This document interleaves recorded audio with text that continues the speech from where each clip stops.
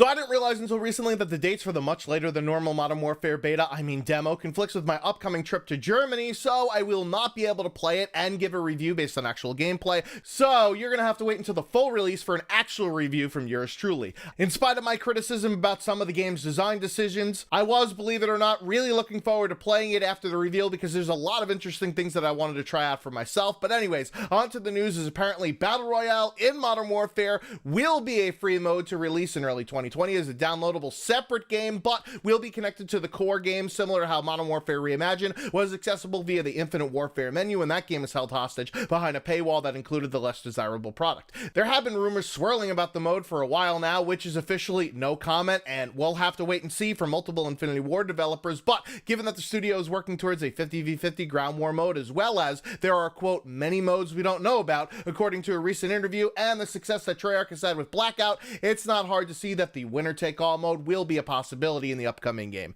In a Kotaku article from May, Activision had been reportedly discussing the possibility of a free-to-play component for Modern Warfare, and with the rumors of a late-ad Battle Royale not being ready for launch, this leak seems to line up with the current 411 that we actually do know about. While I wasn't a huge fan of Blackout after playing nearly 500 hours of PUBG, considering it's just a Call of Duty skin of that game, I'm just burnt out on BR games in general, which is why I only play the deathmatch mode in Fortnite and rarely get on Apex Legends anymore, so this doesn't move the needle for me one way or the other. However, considering that Call of Duty essentially has a free-to-play economy, it's good that they're finally going to not charge a price point barrier to entry, since that makes what other Battle Royale games like Fortnite and Apex so successful while others flounder, like Firestorm that's bundled with Battlefield 5, and the myriad of completely dead ones like Fractured Lands, Isles of Nine, and that upcoming 1,000 player one that was recently just canceled, Maverick's Proving Grounds. Also, releasing it in early 2020 when the usual Call of Duty cycle is in its down state will lure players back into playing the core part of its game. That aforementioned rapid fire question interview with Game Informer with the art director for the upcoming Call of Duty Modern Warfare game,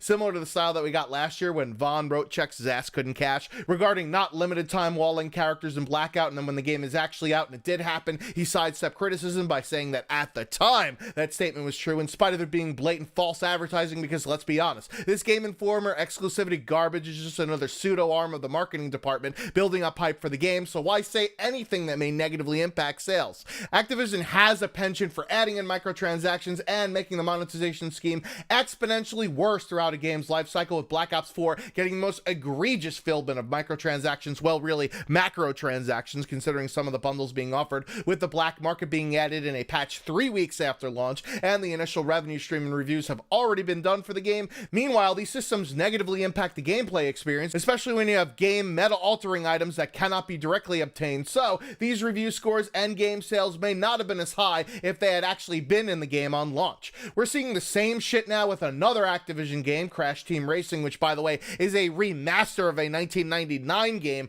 now including microtransactions, after saying during the E3 presentation of the game that there will not be, patching it in again after glowing reviews and initial sales have been collected. This should be false advertising and grounds for class action lawsuits, but even with the community backlash and vote with your wallet mentality, Activision reported during an investor call yesterday that actually Black Ops 4's in-game purchases have increased year over year versus Call of Duty World War II, and across all franchises they made $800 million just in the second quarter of 2019. They also laughably said that the community is actually embracing new in-game content and is looking forward to keeping fans engaged with more beepity bops. Clearly there's a disconnect here, either with Activision and the community, because we have been so vocally opposed to this bullshit, or perhaps the YouTube, Reddit, and social media communities are just a vocal minority, with the majority of the more casual core players having no problem spending money on the game, which Activision has also claimed has had more active users than in the previous iteration of the franchise.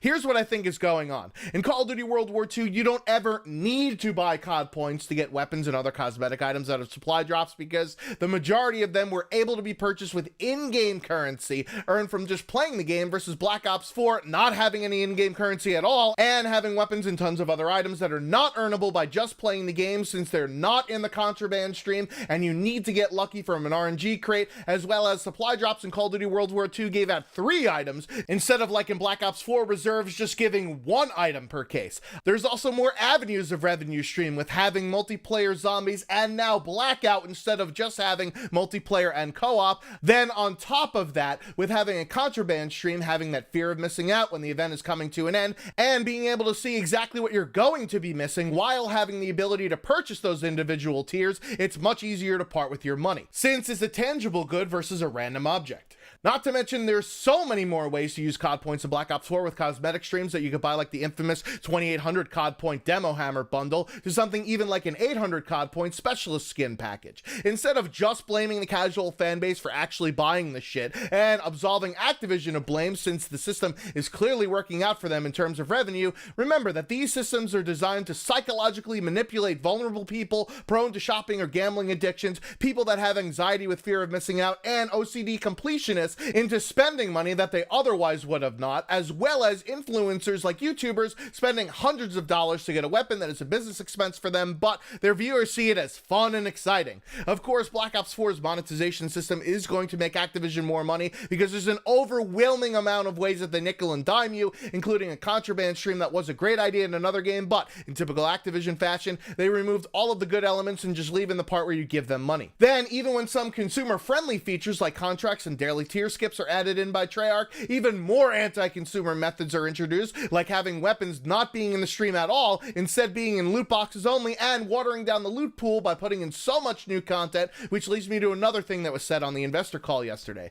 Modern Warfare will supposedly have the largest post-launch content pipeline, which seems like a good thing until you read between the lines and realize exactly what this means. Since there is no more season pass or map pack DLCs for the game, Activision is going to have to make up for this revenue somewhere, and in the first quarter of 2019 investor call, they admitted that they were using Black Ops 4 as a testing ground for both later updates and for future titles. Considering that the microtransaction model is viewed in a positive sense for Activision, this is really, really bad news for the upcoming Call of Duty game when you consider the lack of revenue from a season pass or map pack DLCs, combined with a potential free-to-play add-on later for Battle Royale, and the publishing company's habitual adding in of microtransactions post-launch to games spells imminent doom. I feel bad for the developers that have to answer questions about microtransactions, which we already know will be in the game because the ESRB has already labeled the game as having in-game content purchases, in spite of the fact that we don't even know what the fuck they are, and this information is vital in making an informed decision about purchasing a game.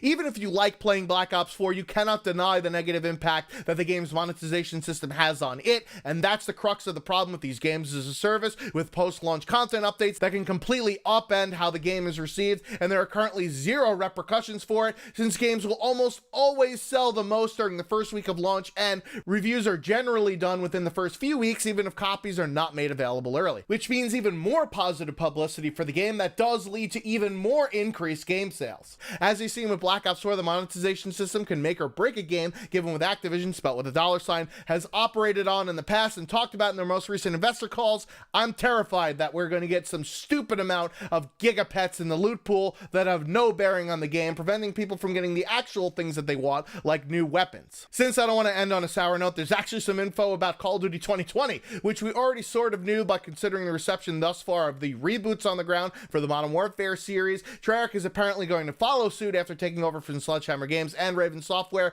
with the new old-fashioned Black Ops set during a time period including the Korean and Vietnam Wars, similar to the original incarnation, because apparently Call of Duty has finally run out of ideas, so they're just doing old games but not in the same exact way. That Game Informer question about Modern Warfare 2 Remastered or making another Modern Warfare 2 doesn't seem so ridiculous now, right? Anyways, what do you think about Battle Royale free-to-play, Activision's hot take on microtransactions in Black Ops 4, and another series reboot next year? I've been Dosh27 out like violent video game displays at Walmart, because apparently that's the reason for mass shootings, right, you dumb shits? Until next time.